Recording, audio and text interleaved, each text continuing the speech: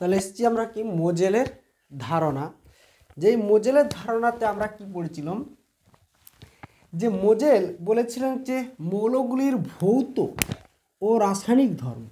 কি বলেছিল না, মোজেল আগে দেখো কি করেছিল, এরকম কোনো মেটাল ছিল একটা, এটা কোনো একটা মেটাল বা ধাতু ছিল, এর উপর বাইরে থেকে নিউট্রন কণা বা কোনো দ্রুত কণা দ্বারা আঘাত করে। সাপোজ ধরো একটা নিউট্রন কণা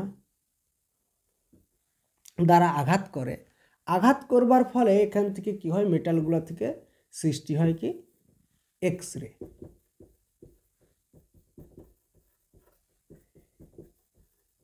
এই এক্স রের উপর গবেষণা করে বা পরীক্ষা নিরীক্ষা করে, প্রত্যেকটা মেটালের পরীক্ষা নিরীক্ষা করে তিনি উপলব্ধি হন যে মৌলগুলার, এই সমস্ত মৌলগুলির ভৌত রাসায়নিক ধর্ম কি করা হয়, পারমাণবিক গুরুত্বের উপর না নির্ভর করে প্রোটন সংখ্যা বা পারমাণবিক সংখ্যার উপর নির্ভর করে, পারমাণবিক সংখ্যার উপর নির্ভর করে কি তাদের ভৌত রাসায়নিক ধর্ম। মোজেল এই এক্স রে পরীক্ষা অর্থাৎ মৌলগুলোকে থেকে এক্স রে নির্গমন করে, তার এক্স রে নির্গমনের উপর পরীক্ষা নিরীক্ষা করে তিনি উপলব্ধ হন যে মৌলগুলির ভৌত রাসায়নিক ধর্ম পারমাণবিক সংখ্যার উপর নির্ভর করে। কিসের উপর? পারমাণবিক সংখ্যার উপর, পারমাণবিক ভর বা গুরুত্বের উপর নয়। তিনি এই সংজ্ঞা দিয়ে যাওয়ার পর তিনি আর পর্যায় সারণী গঠন করতে বা সাজালেননি। পরে সমস্ত বিশ্বের বিজ্ঞানীরা একত্রিত হয়ে গোল টেবিল বৈঠক করলেন। গোল টেবিল বৈঠকের দ্বারা তিনারা কি করলেন না, তিনারা করলেন যে সকল দেশ মিলে আলোচনা করে একটা সিদ্ধান্তে এলেন যে এই পর্যায় সারণীকে সাজাবার জন্য বা পর্যায় সারণী গঠন করবার জন্য। কেন এত সকল দেশ আসলেন? তার কারণ হলো যে যদি এইভাবে প্রত্যেকে একটু একটু ভুল করতে করতে কি হবে, যে পর্যায় সারণী সবসময় কি ত্রুটিপূর্ণ থেকে যাবে। কিন্তু সকলে মিলে যদি এর প্রতি নজর দিয়ে কাজটা সম্পন্ন করে, তাহলে খুব সহজেই এই জায়গায় কী হবে, এটা ত্রুটিহীন একটা পর্যায় সারণী আমাদের সামনে আসবে। কারণ কেমিস্ট্রির প্রতি পদক্ষেপে পর্যায় সারণী কাজে লাগবে। কারণ একটা কোনো রিয়াকশন, কোনো বিক্রিয়া করতে গেলেই আমাদের এই মৌলগুলোকে দরকার হবে। তাহলে মৌলগুলো যদি বারবার তাদের ভৌত রাসায়নিক ধর্ম আমরা বারবার পরীক্ষা করতে যাই, তাহলে একটা রিয়াকশনে পৌঁছাবার আগে তাদের ভৌত রাসায়নিক ধর্ম বার করবার জন্য কতগুলি পরীক্ষা করতে হবে, সেগুলো কস্টলিও হবে এবং টাইম সাপেক্ষ হবে। তাই এদের কেমিস্ট্রির ওয়া কখ বললেই হলো কারা, ওয়া কখ হলো হচ্ছে পর্যায় সারণীর প্রতিটি মৌল বা পৃথিবীতে থাকা প্রতিটি মৌল। তো এই মৌলগুলোকে ঠিক মতো করে সাজাবার জন্য যখন বিশ্বের সমস্ত বিজ্ঞানীরা যারা এই বিষয়ে জ্ঞান ছিল তাদেরকে নিয়ে একটা গোল টেবিল হলো, সেইখানে তিনারা যে সিদ্ধান্ত নিয়েছিলেন সেইটাকেই বলা হয় কি আধুনিক পর্যায় সূত্র। কি বলা হয়? আধুনিক পর্যায় সূত্র। যেই সূত্রে সমস্ত বিজ্ঞানীদের দ্বারা একটা সিদ্ধান্ত গ্রহণ করে এবং মোজেল এখানে প্রায়োরিটি পায়। তিনার সিদ্ধান্তকে এখানে শিরোধার্য করে আধুনিক পর্যায় সূত্র আছে যে মৌলগুলির ভৌত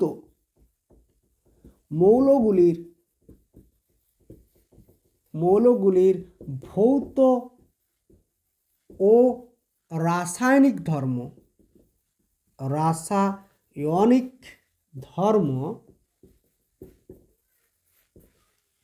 কি সিদ্ধান্ত হয়েছিল? মৌলগুলির ভৌত ও রাসায়নিক ধর্ম পারমাণবিক সংখ্যা। মেন্ডেলিভ যেখানটা ভুল করেছিলেন সেই জায়গাটি জাস্ট ত্রুটি সংশোধন করলেন যে পারমাণবিক সংখ্যা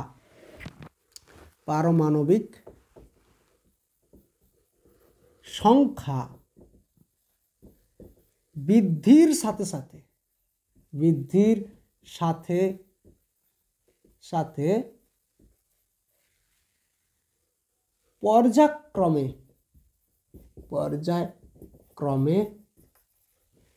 পুনরাবৃত্ত হয়, পুনরাবৃত্ত হয়। মৌলগুলির ভৌত রাসায়নিক ধর্ম পারমাণবিক সংখ্যা বৃদ্ধির সাথে সাথে পর্যায়ক্রমে পুনরাবৃত্ত হয়। এটি হলো আধুনিক পর্যায় সূত্র। এই পর্যন্ত আসা হলো আমাদের যে আর পর্যায় সারণীর ইতিহাস সেইটা শেষ হলো। এবার আসবে দ্বিতীয় ফেজে, যে পর্যায় সারণীকে জানা। তাহলে জানার আগে আমরা আবার জানি যে পর্যায় সারণী কি করে আমাদের ক্ষেত্রে ত্রুটিপূর্ণভাবে যে পর্যায় সারণী বর্তমানে চলছে আসলো, তার জন্য বহু বিজ্ঞানী চেষ্টা করেছে। তাদের মধ্যে উল্লেখযোগ্য ছিল ডোবেরিনার, যে ত্রয়ী সূত্র দিয়েছিল, নিউল্যান্ড যিনি অষ্টক সূত্র দিয়েছিলেন, লোথারমিয়ার যিনার ধারণার দ্বারা মেন্ডেলি প্রায় 90% সাকসেসফুল হয়েছিল। তারপরে মোজেলের এক্সরে পরীক্ষা বা মোজেলের পরীক্ষা, সেই পরীক্ষা দ্বারাই আধুনিক পর্যায় সূত্র এসেছিল। এবং এই আধুনিক পর্যায় সূত্র বর্তমানে আমরা বা আমাদের এই জগতে প্রচলিত। এই পর্যায় সূত্রকে আপাতত সঠিক বলে মানা হয়, কিন্তু ভবিষ্যতে হয়তো ভুল বেরাতেও পারে। সে বিষয়ে এখন ভবিষ্যতে যদি হয় তখন ডিসকাশন হবে বা জানা যাবে। আপাতত কিছু এর বিষয়ে বলা নেই। তাহলে এই আধুনিক পর্যায় সূত্র আমাদের কাছে প্রকট হলো। আধুনিক পর্যায় সূত্রকে এবার তাহলে আমাদের কী করতে হবে, জানতে হবে। আধুনিক পর্যায় সূত্রকে জানবার জন্য আমাদের মিডিল ফেজ যেটা শুরু হলো, যে পর্যায় সূত্রকে কি করে জানা যাবে বা আধুনিক পর্যায় সূত্র কি করে সাজানো হলো। নিলস বোর তৎকালীন দিনের একজন খুব উচ্চ মানের কেমিস্ট্রিশিয়ান ছিলেন। তিনি এই আধুনিক পর্যায় সূত্রটাকে মেনলি অ্যাক্টিভলি সাজিয়েছিলেন। তাই আধুনিক পর্যায় সূত্রকে যত মৌল আছে বেশিরভাগ মৌলের সাজিয়েছেন বা স্থান দিয়েছেন কি নিলস বোর, বা স্ট্রাকচারও গঠন করেছেন নিলস বোর। নিলস বোর কী করেছিলেন, যে আধুনিক পর্যায় সূত্র যখন করতে গেলেন, তিনি এখানে 7টা পর্যায় ভাগ করল।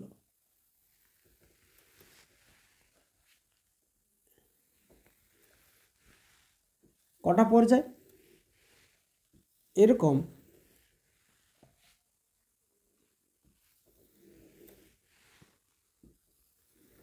7টা পর্যায় ভাগ করলেন। 1, 2, 3, 4, 5, 6, 7। তিনি এরকম 7টা পর্যায় বা আমরা বলতে পারি 7 তালা নিয়ে নিলেন। 7টা তালা নিয়ে কি করলেন, এই প্রতিটা তালার তিনি এক একটা নাম রাখলেন। যে প্রথম তালা, এই তালার নাম রাখলেন তিনি কি, অতি হ্রস্ব পর্যায়। অতি হ্রস্ব পর্যায়। কেন এত অতি হ্রস্ব পর্যায় হলো, কারণ এখানে দুটি মৌল থাকে, দুটি মৌল থাকে। দ্বিতীয় আর তৃতীয় এদের দুজনকে মিলে নাম দিলেন যে এরা হলো হ্রস্ব পর্যায়। হ্রস্ব পর্যায়। এদের হ্রস্ব পর্যায় কেন নাম হলো, কারণ দুজনের কাছে 8টি করে মৌল থাকে। হলো 3 নম্বর 4 আর 5কে মিলে নাম দেওয়া হলো যে দীর্ঘ পর্যায়, দীর্ঘ পর্যায়।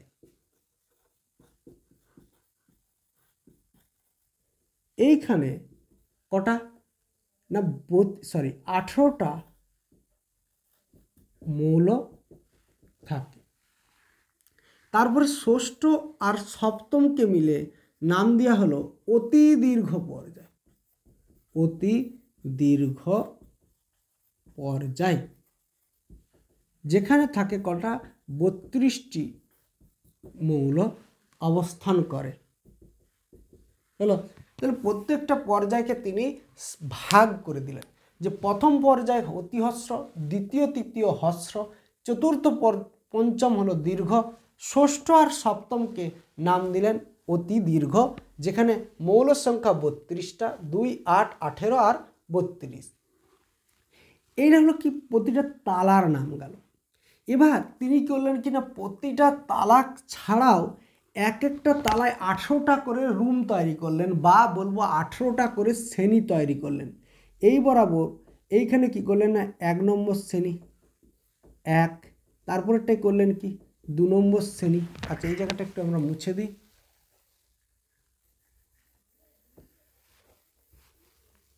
হয়েছে। তারপরে 2 নম্বর শ্রেণীর পর এখান থেকে ডট ডট করে 3 থেকে একবারে 12 পর্যন্ত তিনি ছেড়ে রাখলেন, হলো। তারপরে 13 নম্বর শ্রেণী 14, 15, 16, 17, 18, তাহলে কটা শ্রেণী করলেন? 18টা এরকম শ্রেণী করলেন। এই শ্রেণীগুলো মনে রাখতে হবে যে একবার 7টা পালা পর্যন্ত বিস্তৃত। এইটা গোটাটা মিলে 1 নম্বর, এটা গোটাটা মিলে 2 নম্বর। এইভাবে তিনি কি করলেন না 18টা শ্রেণী তৈরি করলেন, হলো। এই 18টা শ্রেণীতে আমরা কি লক্ষ্য করতে পারবো না 18টা শ্রেণীতে আমরা লক্ষ্য করতে পারবো যে এক এক শ্রেণীর কি নাম দিলেন। দেখা যাবে প্রতিটা শ্রেণীরই তিনি আলাদা আলাদা নাম দিয়েছেন। কি নাম দিয়েছেন? 13, 14, 15, 16, 17 আর 18। তাহলে আমাদেরকে এখানে জানতে হবে যে প্রতিটা শ্রেণীর কি কি নাম আছে। এই প্রথম যে শ্রেণী রয়েছে 1 নম্বর আর 2 নম্বর, এই দুজনে 1 নম্বর শ্রেণীর যে রয়েছে এই শ্রেণীর নাম হলো, এখানে ক্ষার ধাতু থাকে। কি ধাতু? ক্ষার ধাতু।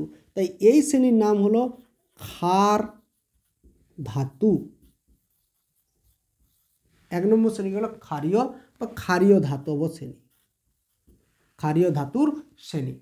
2 নম্বরে কি থাকে না বেশিরভাগ মৃত্তিকা থেকে পাওয়া যায় বলে এর নাম হয়েছে কি ক্ষারীয় মৃত্তিকা ধাতু।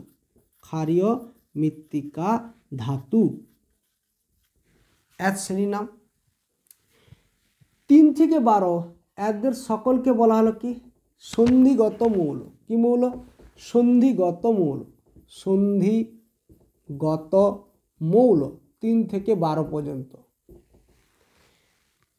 13 ফার্স্টে ছিল কি বোরন মৌল, তাই এখানে বলা হয় এইটাকে বলা হয় বোরন পরিবার। পরিবার এটা হলো কি বোরন পরিবার।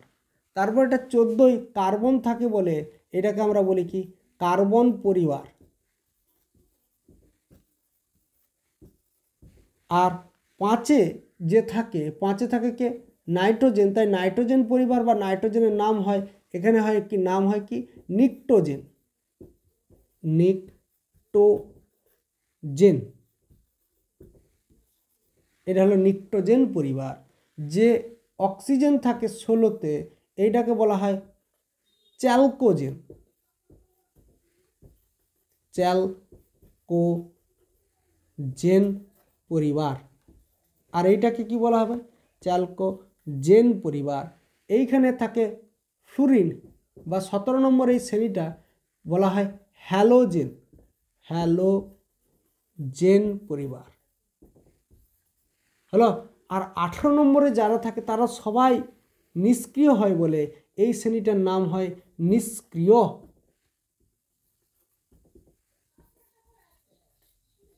নিষ্ক্রিয় শ্রেণী, হলো। তাহলে প্রতিটা শ্রেণীর আমরা নাম পেয়ে গেলাম। যেখানে ফার্স্ট শ্রেণীকে বলা হচ্ছে ক্ষারীয় ধাতব শ্রেণী, দ্বিতীয়টা হলো ক্ষারীয় মৃত্তিকা ধাতব শ্রেণী, 3 থেকে 12 নম্বরের মধ্যে যারাই থাকবে তাদেরকে বলা হবে সন্ধিগত মৌল। 13 নম্বরে বোরন আছে বলে বোরন পরিবার, 14তে কার্বন আছে বলে কার্বন পরিবার, 15তে নাইট্রোজেন আছে বলে নিকটোজেন পরিবার, 16তে চ্যালকোজেন অক্সিজেনের সাপেক্ষে এই জায়গায় চ্যালকোজেন, 17তে হ্যালোজেন, 18তে নিষ্ক্রিয় শ্রেণী। এবার এখানে যদি লক্ষ্য করি যে এইখানে কিছু কিছু জিনিস আমাদের কাছে আসছে, যেমন নিকটোজেন। এই নিকটোজেন কথার অর্থ কি? নিকটোজেন হলো কি না নাইট্রোজেনের উপস্থিতি থাকলে পরিবারে অর্থাৎ মৌলতে, তাহলে সে কি করবে নাইট্রোজেন কি করবে না নাইট্রোজেন করবে হলো এখানে সাফোকেশন বা এক প্রকার ভ্রম তৈরি করে বলে এই নিকটোজেন পরিবার মৌলগুলা। তাই নিকটোজেন কথার অর্থ হলো সাফোকেশন। চ্যালকোজেন যারা রয়েছে চ্যালকোজেন তারা কি হয় সবাই বেশিরভাগটাই ধাতুর আকরিকে অক্সিজেন বা অক্সিজেনের পরিবারে যারা আছে তারা যুক্ত থাকে, তাই এখানে এদেরকে বলা হয় আকরিক উৎপাদক। তার ধাতুর সাথে এরা যুক্ত থাকে অর্থাৎ আকরিক রূপে অবস্থান করে বলে এই চ্যালকোজেন শ্রেণীর সবাই কি হয় আকরিক উৎপাদক। হ্যালোজেনের বেশিরভাগটা সমুদ্রে পাওয়া যায় লবণ রূপে, যেমন NaCl, NaF, তাই এদেরকে বলা হয় কি সামুদ্রিক লবণ। তাহলে এখান থেকে আমাদের মেন যেটুকু জানার বিষয় সেটা হলো কি, যে নিট্রোজেন কথার অর্থ কী, চ্যালকোজেন কথার অর্থ কী, আর হ্যালোজেন কথার অর্থ কী, এটি যেমন আমরা সকলেই খেয়াল রাখি, কারণ শর্ট কোশ্চেন রূপে বহুবার আমাদের ক্ষেত্রে প্রশ্ন এসেছে এবং বিভিন্ন আমরা যখন প্র্যাকটিস করতে যাব স্কুলের টেস্ট প্রশ্নেতে সেটা পাবো যে এখানে নিট্রোজেন এই কথার অর্থ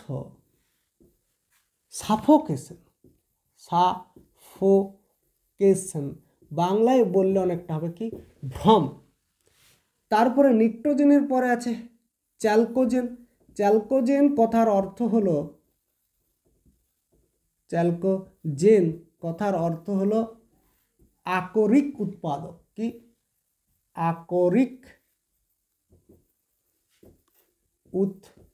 উৎপাদক হলো। হ্যালোজেন 17 নম্বর শ্রেণী, হ্যালোজেন 17 নম্বর শ্রেণীর মৌলদেরকে বলা হয় সামুদ্রিক লবণ। এরা হয় কি, সামুদ্রিক লবণ। তাহলে হ্যালোজেন হলো কি 17 নম্বর শ্রেণীর মৌল, 16 নম্বর শ্রেণীর মৌল, 15 নম্বর শ্রেণীর মৌল। যদি ভুলে যায় তাহলে আমরা মনে রাখতে পারবো এই বরাবর, যে এটাকে ট্রিক্স রূপেও মনে রাখতে পারি, যেখানে আমরা বলবো যে হ্যালো চলো নিচে, হ্যালো থেকে হ্যালোজেন, চলো থেকে চ্যালকোজেন, নিচে থেকে নিট্রোজেন। তাহলে এটা কি হলো, হ্যালোজেন, চলো থেকে চ্যালকোজেন, আর নিচে থেকে নিট্রোজেন। কারণ এই তিনটাই এই যে 17, 16 আর 15 নম্বর শ্রেণীর মৌলগুলো, এদেরই একটু নামটা আলাদা এসছে তো ল্যাটিন নাম হিসাবে, তাই এইটাকে আমরা শর্ট ফর্মে মনে রাখতে পারি বা নর্মাল প্রসেসও মনে রাখতে পারি, চাই এক কোনো ব্যাপার নাই। যদি তোমরা মনে করো তাহলে পড়তে হবে হ্যালো চলো নিচে, কোনো পরীক্ষার হলে ভুলে গেলে হ্যালো চলো নিচে, হ্যালো মানে 17 নম্বর শ্রেণীর মৌল হ্যালোজেন, চলো মানে চ্যালকোজেন 16 নম্বর শ্রেণীর মৌল, আর নিচে নিট্রোজেন মানে 17 নম্বর 15 নম্বর শ্রেণীর নাম, মৌল নয় এগুলো নাম হলো। তাহলে এই জায়গায় আমরা জানলাম যে প্রতিটা পর্যায়ের নাম কি, প্রতিটা শ্রেণীর নাম কি। এই পর্যায় ও শ্রেণীর নাম জানবার পরেও আমাদেরকে জানতে হয় কিছু মৌল যারা আমাদের ক্ষেত্রে রয়েছে, যাদেরকে নিয়ে আমরা বিশেষ আলোচনা করলাম, সেরকম কিছু মৌল হলো কি, যেমন মুদ্রা ধাতু, এদের মধ্যে কিছু মৌল আছে মুদ্রা ধাতু, কিছু আছে ধাতু কল্প। তারা এবারে এদের মধ্যে পর্যায় সারণীর মধ্যে কিছু মৌলের সম্পর্কে আমরা জানব যারা এক্সট্রা আমাদের বৈশিষ্ট্য ক্যারি করে। যেমন 1 নম্বর হচ্ছে মুদ্রা ধাতু। মুদ্রা ধাতু সংজ্ঞা আসেনি, জিজ্ঞাসা করে যে মুদ্রা ধাতু কারা। মুদ্রা ধাতু যাদের থেকে মুদ্রা তৈরি হয়, কপার, সোনা, রূপা, এরা হলো কি মুদ্রা ধাতু। 2 নম্বরে চাই যে ধাতু কল্প। ধাতু কল্প হলো যে যারা যে সমস্ত ধাতু বা যে সমস্ত মৌল, তাহলে লিখি আমরা লিখতে লিখতে জানি যে সমস্ত মৌল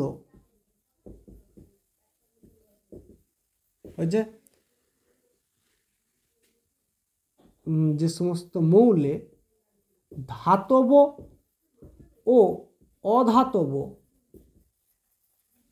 উভয় ধর্মই বর্তমান, মানে এরা ধাতু হতে পারে আবার অধাতুও হতে পারে, এদেরকে বলা হয় ধাতু কল্প। যেমন আমরা দেখতে পাবো বোরন হয় ধাতুকল্পের পর্যায়ে, আর্সেনিক হয় ধাতুকল্পের পর্যায়ে, হলো। তাই এই ধাতুকল্প আমাদের ক্ষেত্রে একটা নতুন, ওই পর্যায় সারণীর শ্রেণী আলাদা হতে পারে, পর্যায় আলাদা হতে পারে, কিন্তু তাদের মধ্যে এই বিহেভিয়ারটা লক্ষ্য করে যে কিছু মৌল রয়েছে যাদের মধ্যে ধাতব অধাতব উভয় গুণ বর্তমান রয়েছে, বা তারা না ধাতু না অধাতু, তারাই হচ্ছে কি ধাতু কল্প। 3 নম্বর আমরা পাবো কি, যে সন্ধিগত মৌল, যাদের সম্পর্কে আমরা অত আলোচনা করলাম। সন্ধিগত মৌল, সন্ধিগত মৌল কি না, যে সমস্ত মৌল কি বলা হচ্ছে, যে সমস্ত মৌল একাধিক যোজ্যতা শো করে। তাহলে এরা কোথায় অবস্থান করছে, 3 থেকে 12-র মধ্যে। তাহলে আমরা লিখতে পারি পর্যায় সারণীর কি 3 থেকে 12 নম্বর শ্রেণীর মধ্যে, 12 নম্বর শ্রেণীর মধ্যে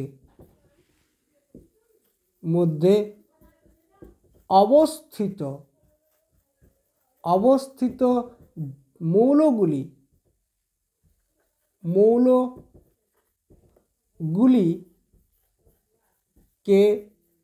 বলে কি, সন্ধিগত মৌল।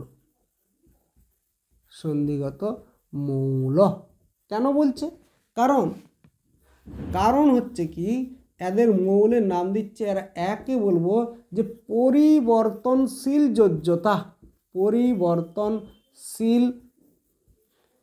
যোজ্যতা দেখাতে পারে,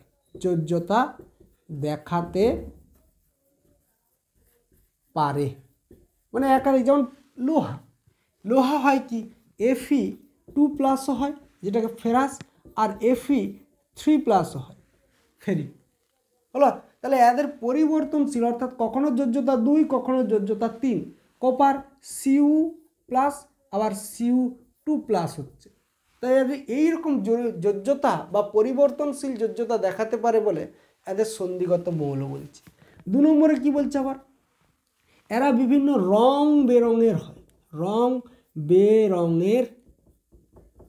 বেরঙের হয়, এগুলো এদের হলো কি বৈশিষ্ট্য, বিভিন্ন কালার যুক্ত হয় সন্ধিগত মৌলের ধাতু বা মৌলগুলা, মানে সন্ধিগত মৌলের ওই রিজিয়নটা যারা রয়েছে তারা বিভিন্ন কালার যুক্ত হয়, ঠিক।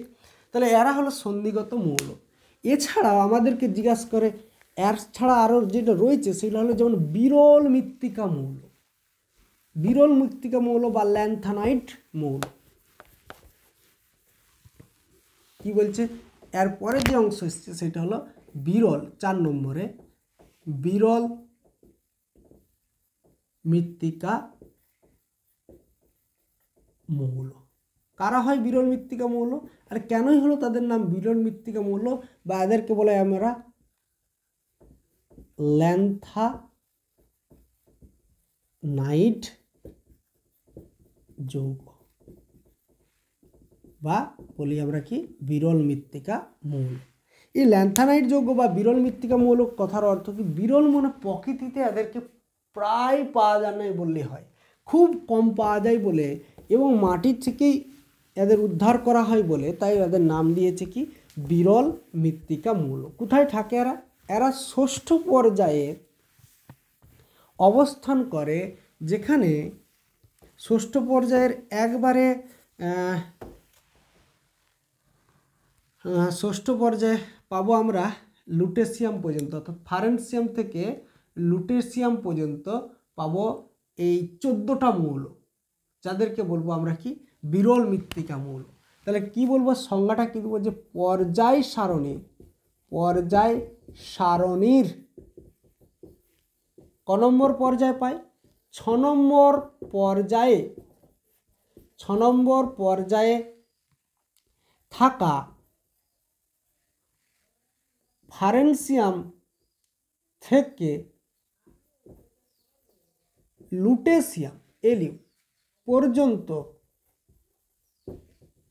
14টি মৌলকে বলে বিরল মৃত্তিকা মৌল।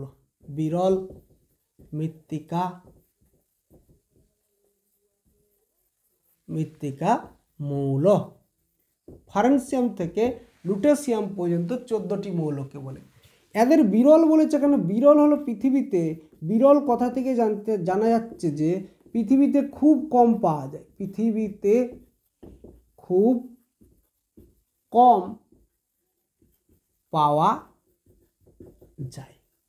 ঠিক, পৃথিবীতে খুব কম পাওয়া যায়। আর এরা কম তো পাওয়া যায়, তার সাথে সাথেই এরা কি হয় না, মাটি থেকে পাই, অর্থাৎ মৃত্তিকা কথার অর্থ হলো যে মাটি থেকে প্রাপ্ত হয় বলে, বা খনন করে, মাটি খনন করে প্রাপ্ত হয় বলে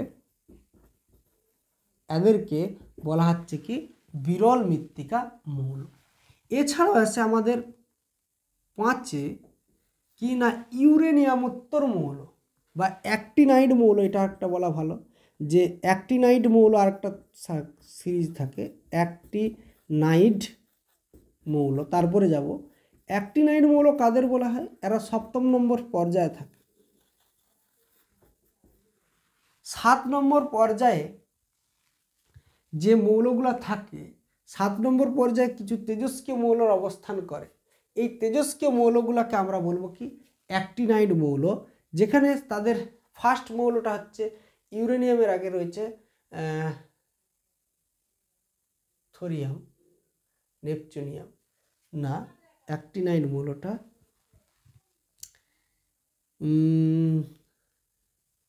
পর্যায় সারণীর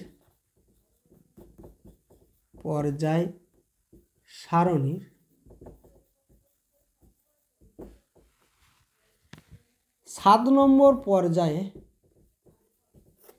পর্যায়ের তেজস্ক্রিয়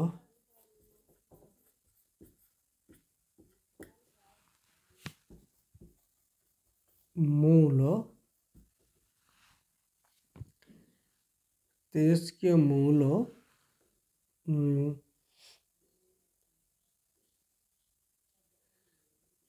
থোরিয়াম থেকে একবারে লরেন্সিয়াম পর্যন্ত, LR পর্যন্ত, থোরিয়াম থেকে লরেন্সিয়াম পর্যন্ত 14টি মৌল কে বলে কি অ্যাক্টিনাইড মৌল, বা এদের অপর নাম তেজস্ক্রিয় মৌল।